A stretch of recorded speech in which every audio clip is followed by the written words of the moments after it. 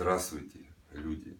Игорь Ветер с города славного Ростова-на-Дону с искренними пожеланиями вам удачи, здравия выношу во внимание ваше мною созданное стихотворение, посвященное одному из моих любимых поэтов, Володе Высоцкому.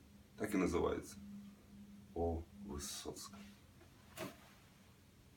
Владимир Семенович Высоцкий, поэт, как же мало пожил, но оставил свой след в глазах и в сердцах миллионов людей.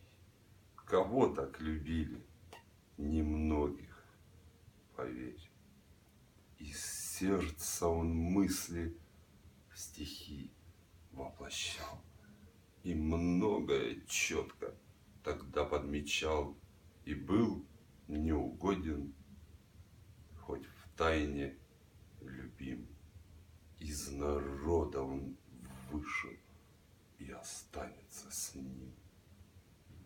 Как жизнь он любил и людей возносил, и каждый свой стих он в душе пережил. И голос не всякий, и образ живой. Он будет блистать в толчее вековой. Вот это я хотел вам рассказать.